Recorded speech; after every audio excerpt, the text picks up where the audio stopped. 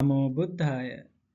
Dear friends, welcome to the Rare Truth YouTube channel.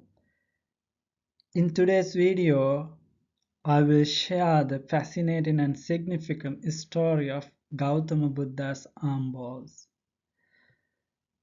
We will dwell into how the Buddha received this sacred ball, who cared for it over the centuries, the historical places it was kept, and its current locations. Stay with us to uncover the remarkable journey of this cherished relic. The story of Gautama Buddha's alms ball. The Buddha used several balls throughout his life, and their stories hold special significance in Buddhist literature. Before attaining enlightenment, the Bodhisattva or ascetic Siddhartha or Prince Siddhartha used a clay ball as his alms balls, as noted in the Jataka story. You can see left side of this screen there is a beautiful artwork of great artist uh, Gayan Chanuk Vidanapatirana who created this great piece of art. Four great king of gods and including Sakra paying their homage to Buddha's alms balls. On the day Prince Siddhartha renounced his royal life and was ordained at the river bank of Neranjana, Brahmagatikara appeared and offered 8 items to the Bodhisattva to support his journey towards enlightenment. Among these offerings was the clay ball, which the Bodhisattva accepted and used as his alms ball during his ascetic practices. The clay ball served the ascetic Siddhartha until the day he received the offering of milk rice payasa from Princess Sujata while seated beneath the Ajapala banyan tree, just before his enlightenment. After this significant event, the clay ball disappeared, marking the end of its use, as mentioned in the Jataka commentary. So you can there see the beautiful another artworks on the left side of the screen. The Brahmagatikara holding 8 items, including the ball, and ascetic Prince Siddhartha's friend Channa and his horse Kantaka, and in this picture, in this great artwork.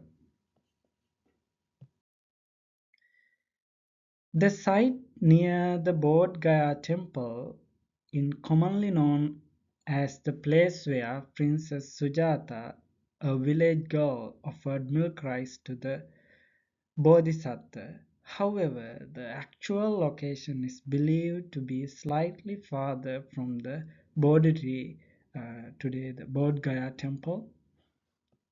So you can see in this picture the where is named near the Bodh Gaya temple. And this is the actual place where Princess Sujata offered milk rice to the Buddha. You can see there is another Bodhi tree today, or banyan tree.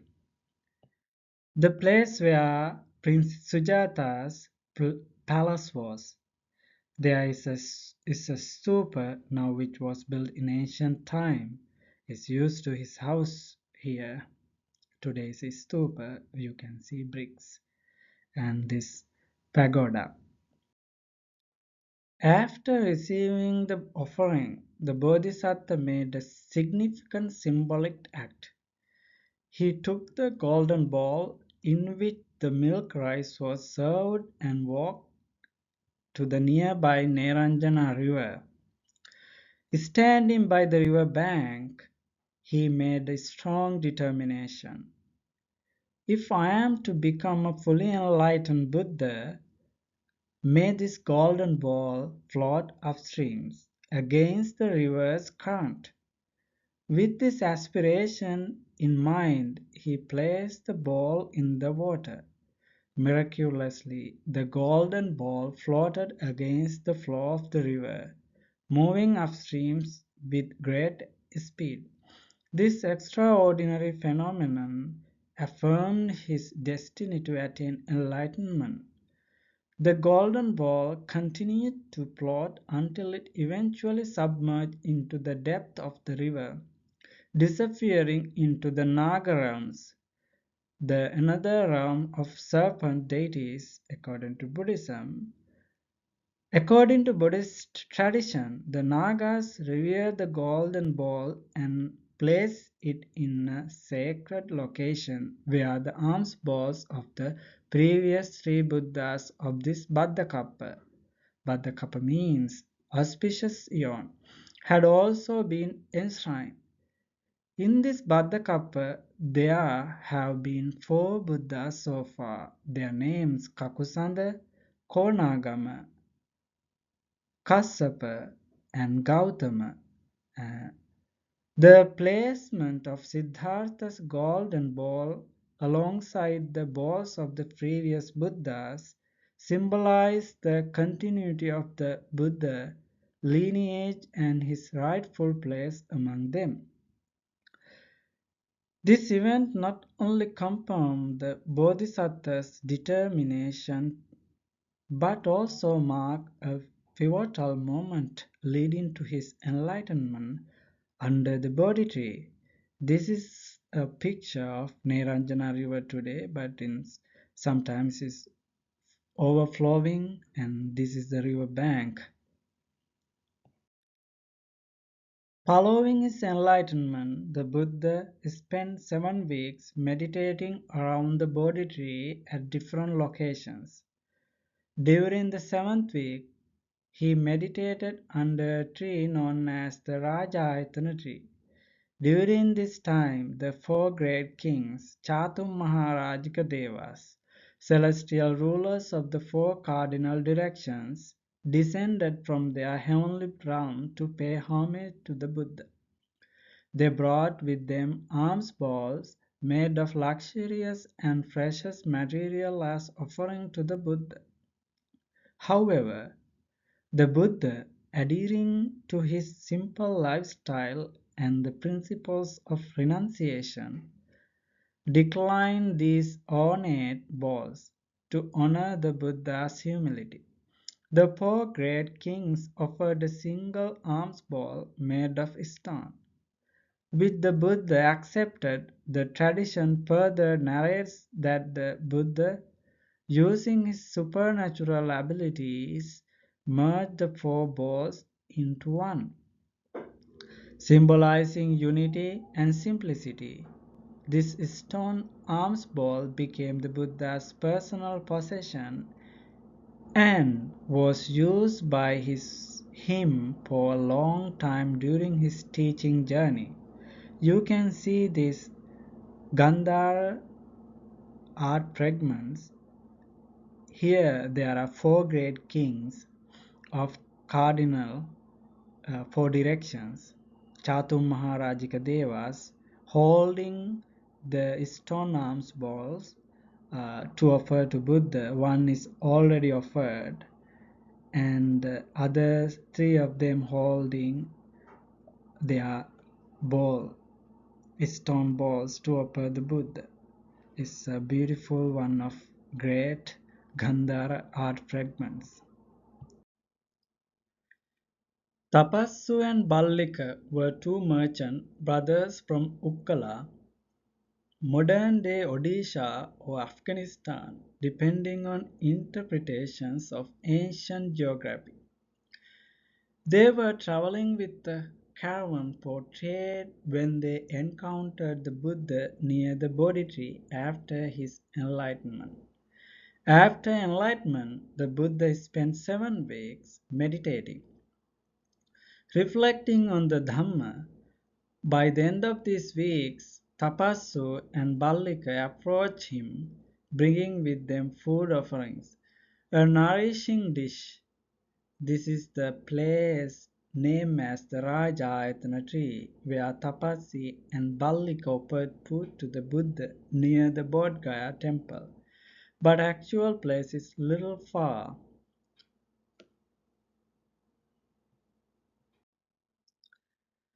This is the actual place whereas the Rajayatana tree was Tapasya and Ballik offered the best meal to the Buddha after attaining enlightenment. You can see there is a big Bodhi tree nowadays.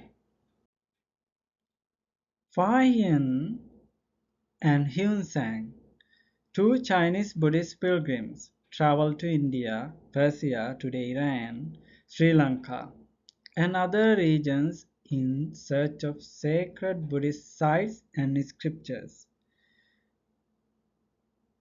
In their travel accounts, they recorded significant observations about the Buddha's alms bowl. Fahians record 4th 5th century CE. First, location of the alms bowl. Pahian mentions seeing the Buddha's alms bowl in Peshawar, modern-day Pakistan, during his visit. The bowl was slightly revered and kept in a special shrine for worship. Secondly, description of the bowl. He described the bowl as large and black, made of stone or a material resembling stone. It was believed to be the same bowl that the Buddha used during his lifetime. Thirdly, pilgrims' devotion. Devotees from various parts of India and neighboring regions came to venerate the bowl. Pahian noted that people attributed miraculous properties to the bowl and believed it could grant blessing to those who worshipped it. Hyun San's record 7th century CE. First, Buddha's symbol in Persia, today Iran. By Hyun Sang's time, the Buddha's alms bowl had been moved to Persia, modern-day Iran.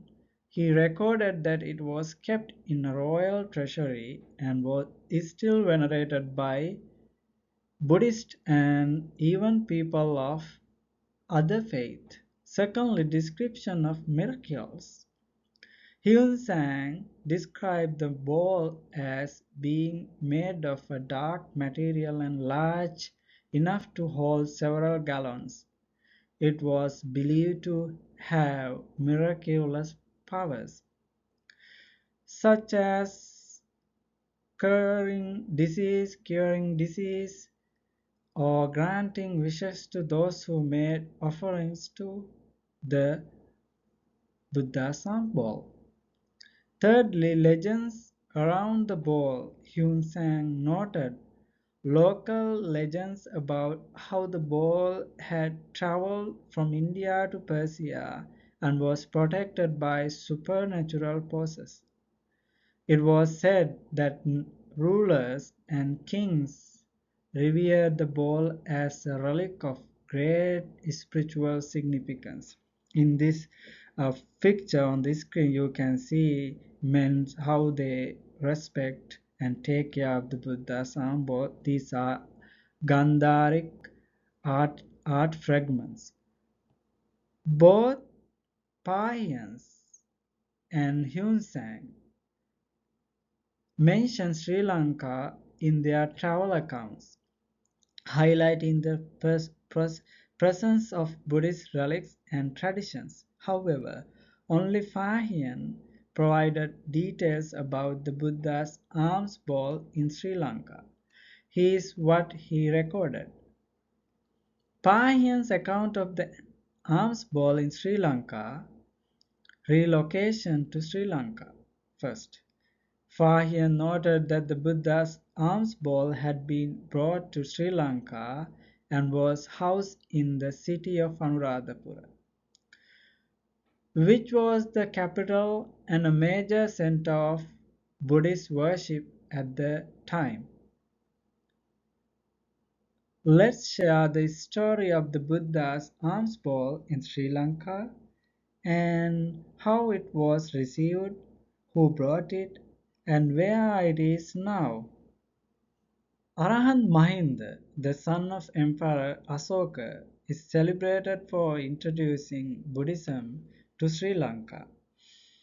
In the 3rd century BCE, during King Devanampiyatissa's reign, landing at Mihintale, he converted the king and many others, establishing Theravada Buddhism and the Sangha on the island. Revered as Anubuddha or second Buddha, Arahant Mahinda's efforts transformed Sri Lanka into a major Buddhist center, earning him immense respect for spreading the Dhamma and shaping the island's spiritual and cultural heritage. This is the great artwork of Gayanchanuku Vidhanapatirana, and you can see on the left side of the screen the great artwork of Arahant Mahinda. And Samanera Sumana was a novice monk who accompanied Arahant Mahinda and other monks to Sri Lanka to spread Buddhism. He played a key role in establishing Theravada Buddhism on the island.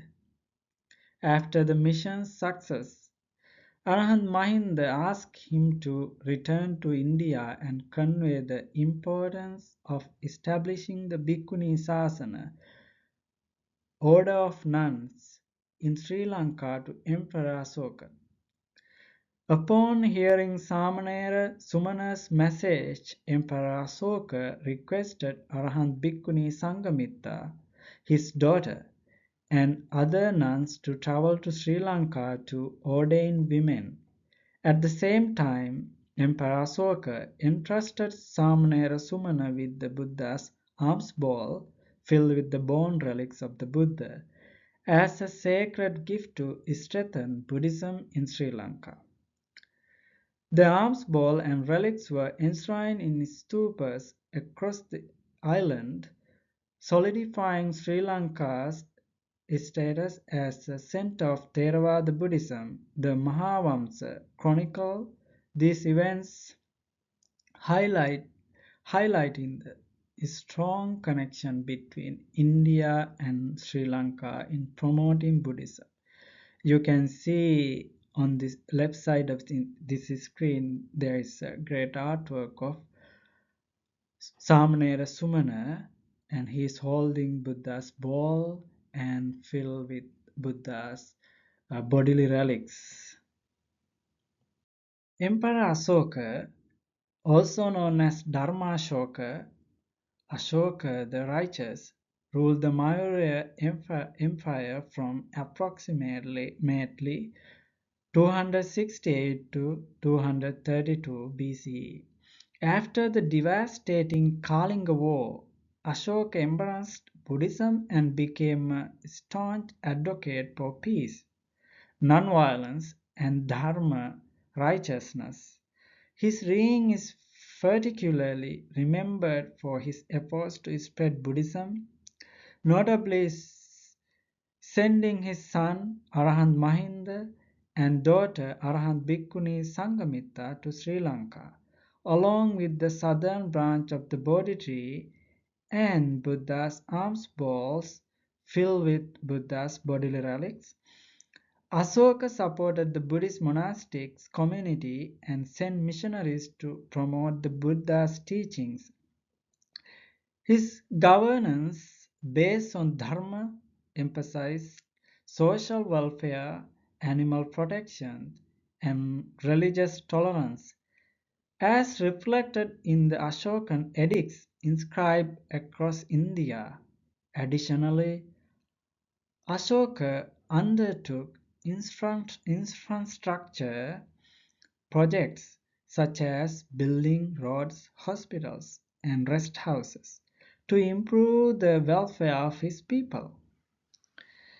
His reign is regarded as a golden age marked by both spiritual and material prosperity, and his legacy continues to serve as an exemplar of a ruler dedicated to peace and the welfare of his people. You can see a great artwork of Emperor Asoka on the left side of this screen.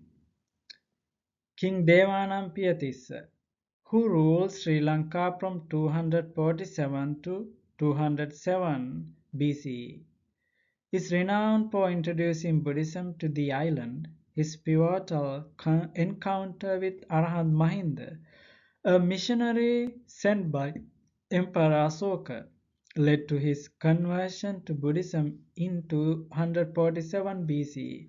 This event marked the beginning of Buddhism's establishment in Sri Lanka, with the king becoming one of its first royal patrons. He made Buddhism the state religion, supported the monastic community, and helped building monasteries, including the first stupa called Tuparamaya after receiving Buddhism in Sri Lanka, which enshrined Buddha's right collarbone. His reign solidified Sri Lanka as a center of Theravada Buddhism. King Devanampiyatissa is also remembered for his respectful and cordial relationship with the Emperor Asoka, who sent Buddhist relics, including the Buddha's alms bowl and the southern branch of the Buddhist Bodhi tree, to Sri Lanka as a gesture of goodwill and spiritual connection. This marked the start of a strong bond between India and Sri Lanka in the propagating of Buddhism. You can see a great artwork of King Devanampiyatissa on the left side of the screen. He is holding Buddha's collarbone with his both hands respectfully.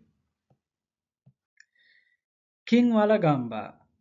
King Walagamba, reigned 103 and 79 BCE, is renowned for his leadership during a critical period in Sri Lankan history. During his reign, the island faced an invasion by Tamil forces, particularly the Chola dynasty.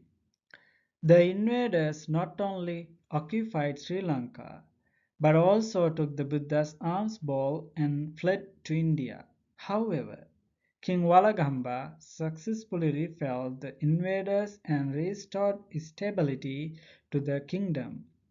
In addition to his military success, King Walagamba is credited with commissioning the compilation of the Pali Canon, an essential part of Theravada Buddhism, which was preserved during his reign.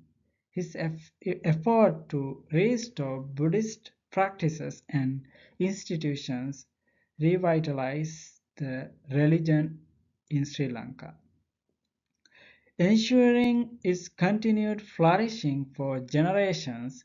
His legacy as a protector of Buddhism and a capable ruler is highly revered. You can see the great artwork of King Walagamba on the left side of the screen. King Gajabahu, also known as Gajabahu the Great, ruled Sri Lanka from 114 to 136 CE. He is renowned for his military achievement and his effort to strengthen the monarchy and Buddhism in Sri Lanka. One of his most significant accomplishments was his successful military campaign to reclaim part of Sri Lanka that had been taken by the Tamil Chola dynasty during the previous reign. He also launched a famous expedition to India, where he captured several Tamil regions and brought back many captives, along with the sacred alms bowl of Buddha and other relics of the Buddha, further cementing his status as a protector of Buddhism. King Upatissa, reigning from 365 to 406 CE, ruled the Anuradhapura kingdom in Sri Lanka during a period marked by a severe famine. Historical sources such as the Chulavamsa and other ancient chronicles record this devastating event. In response, King Upatissa offered the Buddha's alms bowl and took it around the city respectfully. He organized the chanting of the Ratana Sutta by monks. As a result, the famine was alleviated and the rains returned, bringing prosperity back to the country. King Vijayabahu, also known as Vijayabahu the Great, ruled Sri Lanka from 1055 to 1110 CE and is considered one of the most significant monarchs in the island history.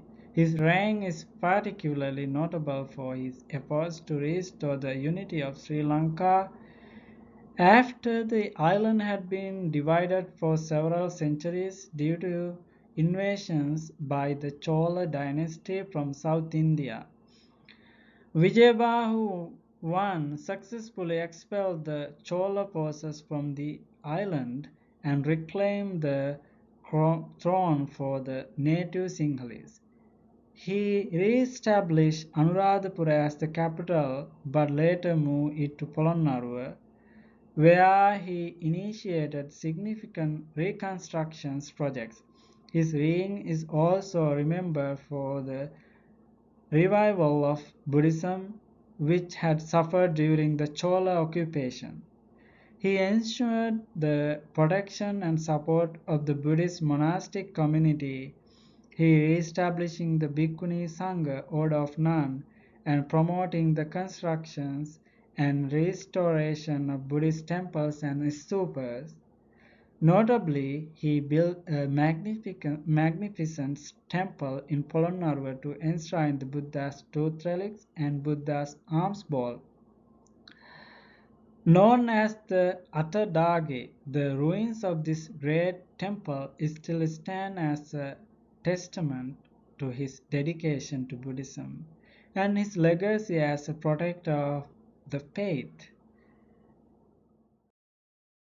Bahu first, also known as Parakram Bahu the Great, reigning as the king of Sri Lanka from 1153 to 1186 CE and is considered one of the most powerful influential monarchs in the island's history. His reign is notable for his achievements in military conquest, in infrastructure development, and the promotion of Buddhism. He also builds a magnificent temple to enshrine the tooth relic and Buddha's arm bowls. The ruins are still in the ancient city of Polonnaruwa. Parakram Bahu's reign is often regarded as the golden age of medieval Sri Lanka. His vision of a prosperous, unified, and religiously harmonious kingdom set the standard for future rulers. He is remembered as one of the greatest monarchs of Sri Lanka, known for his wisdom, leadership, and contribution to the nation's culture and spiritual growth. You can see his artwork on the left side of the screen. King Manabharana was known for his strong desire for power. But despite his personal ambitions, he took great care in protecting the tooth relics and Buddha's alms bowl, two of the most sacred Buddhist relics. After his reign, his mother Queen Sugala assumed responsibility for safeguarding these relics, ensuring their protection and continued veneration. Queen Sugala, the mother of King Manabharana, became a queen after her son's reign. She is remembered for her diligent protection of the tooth relics and Buddha's alms bowl, ensuring their safety and reverence. However, later during the reign of Parakrambahu I, he defeated her with a large army and took the sacred relics from her, bringing them under his control. King Kirtisi Nissankamalla was a prominent king of Sri Lanka who ruled from 1187 to 1196 CE. He was a member of the Kalinga dynasty and is remembered for his contribution to the development of Sri Lanka, particularly in the field of architecture, religion, and military powers. He built a significant Buddhist temple to enshrine Buddha's tooth relic and the Buddha's alms bowl, which was named Hattadagi. King Vijayabahu III ruled Sri Lanka during the 13th century and is remembered for his role in restoring the sovereignty of the island after a period of instability caused by the foreign invasions of Kalinga Maga. During this turbulent time, the Buddha's tooth relic and Buddha's alms bowl were hidden in a remote mountain area in Kotmale for safekeeping. After coming to power, Vijayabahu III retrieved these sacred relics and built a significant temple on the Dambadeniya rock, a strategic location that was inaccessible to enemies, ensuring the protection and veneration of these precious Buddhist relics. King Parakrambahu II, also known as Parakrambahu II, was a prominent monarch who ruled Sri Lanka in the 13th century from 1236 to 1270 CE. He is regarded as a significant ruler in Sri Lanka history for his efforts in restoring and consolidating power on the island, as well as his contributions to Sinhalese literature. Parakrambahu II played a crucial role in reviving Buddhism, which had suffered during period of foreign rule and instability. To protect sacred Buddhist relics, including the Buddha's tooth relic and alms bowl, he constructed a grand three-story temple top of the Beligala rock formation. Within his kingdom, he also provided strong patronage to the Buddhist monastic community, ensuring the continuation and growth of the Theravada tradition. You can see this king is holding Buddha's tooth relic with his hand respectfully. King Vijayabahu IV ruled Sri Lanka from 1270 to 1272 CE. As the successor of Parakrambahu II, his reign was short but notable for his dedication to upholding Buddhism and preserving the stability of the kingdom. He continued his predecessors' efforts in safeguarding the Buddha's tooth relic and the alms bowl, ensuring their protection and veneration. He repaired the temple built by his father, where the tooth relic and alms bowl were enshrined. Additionally, he renovated the old temple in Polonnaruwa, where he later enshrined the sacred relics and paid homage to them. King Bhuvanagabahu II, his reign was from 1293 to 1300 CE. Ruled Sri Lanka after the reign of Parakram Bahu III. He shifted and established Kurunegala as the capital of the kingdom. Shifting power from Yapahua due to increasing threats from South Indian invasions, he built a significant temple for Buddha's tooth relics and the alms bowl venerated. King Parakram Bahu IV.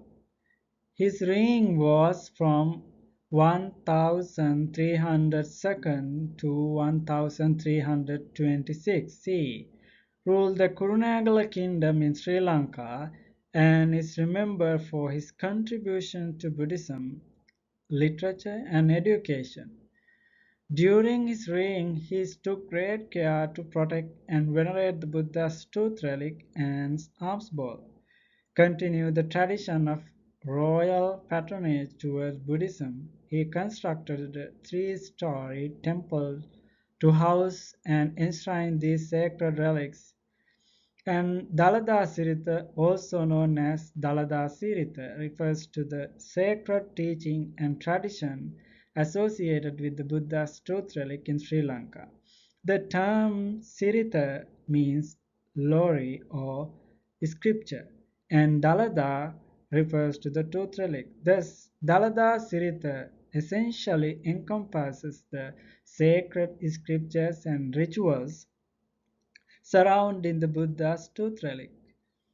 This text also records the veneration of not only the Buddha's tooth relic and alms bowl, but also the tooth relic of Arahant Mahakashyapa, highlighting the deep reverence and spiritual practices surrounding these sacred objects. King Parakram Bahu VI.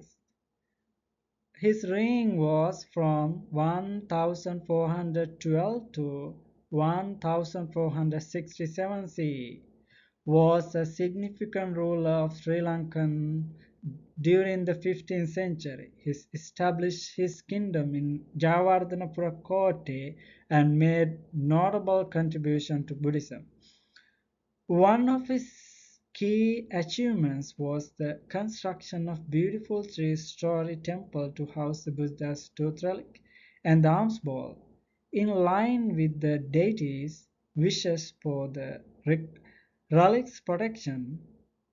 King Parakram Bahu VI decided to enshrine the Buddha's alms bowl in his stupa at the Beligala Raja Mahavihara. This act is documented in copper inscription found at the temple site, confirming the king's dedication to safeguarding sacred relics and his commitment to Buddhism during his reign. Thus, arm bowls and the tooth relics. Now I'm going to share the places where they were and now where it's located. So first of all, I would like to present Kesari Stupa, located in India. Bihar, India is one of the largest and most important Buddhist stupa in the world. It is believed to date back to the Mauryan period and is closely associated with the Buddha's final journey. Historical records suggest that the Buddha gave his last sermon to the Lichavi clans at this site before continuing to Kushinagar for his parinirvana, final passing away. During this journey, the Lichavi clan, saddened by the Buddha's impending departure, followed him. To console them, the Buddha gifted them his alms bowl. Historical accounts indicate that the Lichavi enshrined the Buddha's alms bowl in this magnificent stupa, making it a revered site of devotion and remembrance. This is a beautiful picture of Kesariya Stupa. And this is another beautiful picture of that huge and magnificent Kesari Stupa, Bihar, India. This is Mihintale Monastery. According to the advice of Arahant Mahinda, Samnera Sumana brought the Buddha's alms bowl filled with the Buddha's bodily relics to this monastery. You can see how beautiful that site today. And this is another beautiful picture of Mihintala Monastery. You can see Kantaka Chetiya, an ancient stupa in Mihintale, believed to dated back to the time of King Devanampiya 247 to 207 BCE. The Atasata caves also we can see here, uh, meaning 68 caves are a collection of meditation caves near Mihintale. The caves were prepared by King Devanampiya following the arrival of Arahant Mahinda. It is believed that these caves were used by the first group of Sri Lankan monks who ordained under Arahant Mahinda's guidance. The caves have rock inscriptions, some dating back to the 3rd century BCE. This is another beautiful picture of Mihintala Monastery, and you can see the whole ruins here, stupas and some ruins of buildings. This was the first temple in the ancient city of Anuradhapura where the Buddha's tooth relics and alms bowl were enshrined. Today only the ruins of the structure remain visible. The Atadagi is an ancient shrine located in the historic city of Polonnaruwa, Sri Lanka, built during the Polonnaruwa Kingdom 11th-13th centuries CE. It is one of the most significant structures in the sacred quadrangle known as the Dalada Maluva. The Atadage is renowned for being the first temple in Polonnaruwa to house the sacred tooth relic of the Buddha and Buddha's armball. The Atadage was constructed by King Vijayabahu first. This is the ruins of Hatadage in the ancient city of Polonnaruwa. This beautiful temple was built by King Nisanka Malla, who ruled the country in 12th century to enshrine Buddha's tooth relic and Buddha's alms bowl. Now we can see only the structure and the ruins of that Hatodage. This is Beligala Rock is located in the Kurunegala district of Sri Lanka, known in Pali as Bellasena Pabbata, and holds historical and spiritual significance. King Vijayabahu III constructed a magnificent temple here to enshrine two sacred relics, the tooth relics of the Buddha and the Buddha's alms bowl. The king made offering at this site as part of his devotion. Today, however, only the ruins of the temple and the rock itself remain, standing as a testament to the rich Buddhist heritage of the area. This is a picture of on the top of the that's huge rock formation, and you can see the places where the that tooth temple and where that temple was, which created to enshrine Buddha's tooth relic and Buddha's alms bowl. This is a picture of Dambadenigala rock, also known as Maligagala, a rock with a striking resemblance to Beligala rock. King Parakram Bahu II, a prominent ruler of Sri Lanka, constructed an important temple on this site to enshrine two sacred relics, the Buddha's tooth relics and the Buddha's alms bowl. You can see how beautiful is that rock formation here in this picture. This is ruins of ancient tooth temple on Dambadenigala. You can see the formation and structure and base, how they build that tooth temple, like a temple to enshrine Buddha's tooth relics and alms bowl. Vijayasundararama temple in Dambadeniya. The Vijayasundararama temple, also known as the Temple of the Tooth Relic, is a significant historical and cultural site located in Dambadeniya, Sri Lanka. Constructed in the 13th century by King Parakram Bahu II, the temple was built to house the sacred tooth relics and the alms bowl of the Buddha, which were brought to Dambadeniya from Beligala. This relocation marked a pivotal moment in Sri Lanka's history, as the tooth relic and alms bowl symbolize royal authority and legitimacy. The Vijaya Sundararama temple is the oldest existing tooth temple in Sri Lanka and is remarkably well preserved. You can see the beautiful picture of the Vijaya Sundararama temple in Dambadeniya here. This is another beautiful picture of Vijaya Sundararama temple in Dambadeniya. The beautiful staircase of Yapahuva, an ancient fortress and royal capital in Sri Lanka, is one of the most iconic features of the site. Located in the northwestern province, Yapahuva was the capital of Sri Lanka during the 13th century under King Bhuvanekabahu I. You can see the beautiful staircase and features on the left side of the screen. After you climb the beautiful staircase, you can see the ruins of the Tooth Temple of Yapahu Kingdom, which was built by King Bhuvanekabahu I. This is archaeological site that is believed to have housed a Tooth Temple during the Kurunagala Kingdom. The remains include several ruins, including its stone door frame. And this is a picture of the remain stone door frame. Though the top part is missing, the site is believed to have been home to a three-story tooth temple where the Buddha's tooth relic and alms bowl were enshrined.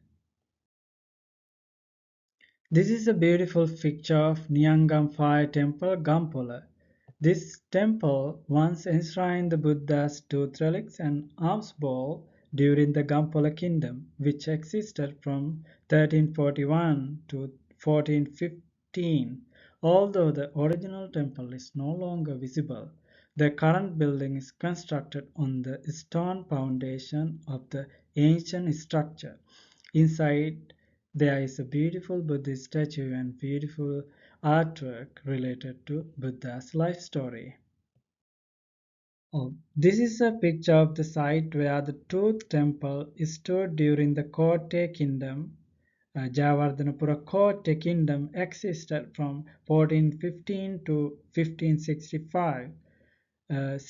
Today the ancient Tooth Temple is no longer visible as the Portuguese destroyed it after they invaded the island.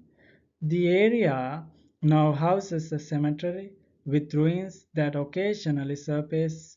The relics and ruins from this site are preserved in the Kotte museums. And this is a picture of the stupa at Mallatu Mahavihare in Kandy, Sri Lanka.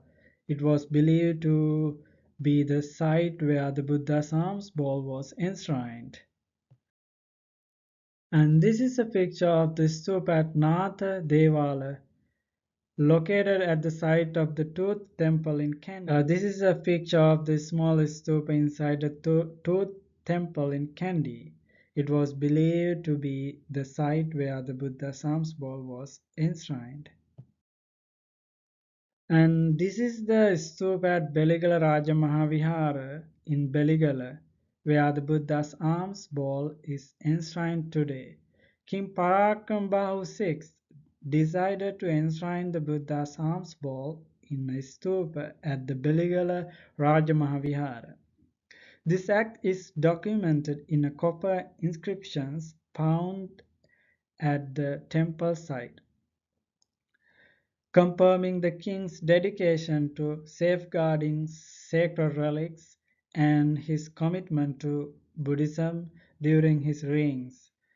So, and this is another beautiful picture of stupa at the Beligala Raja Mahavihara.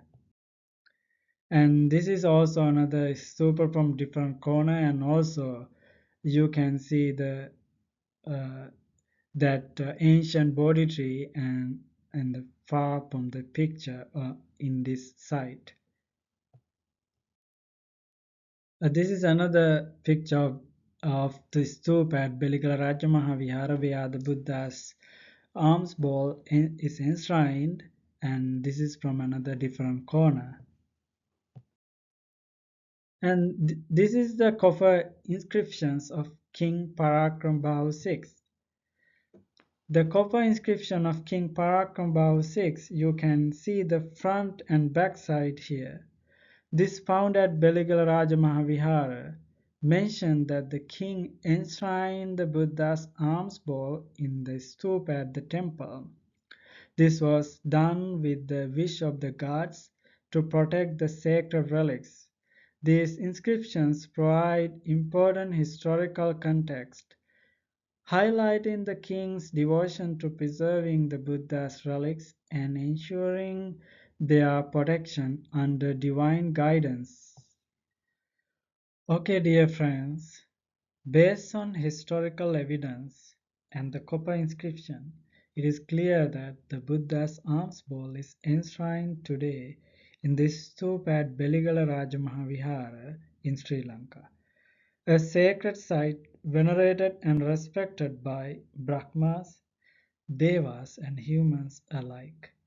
I hope this video has given you a clear understanding of the Buddha's alms bowl, its origins, how it came to Sri Lanka, and where its journey ended. We pay our utmost respect to the Buddha's tooth relics and alms bowl. By the power of the Buddha's alms bowl, may you all be well and happy. We would like to express our gratitude and sincere appreciation to all the kings and everyone who has dedicated their lives to protecting these sacred relics for us.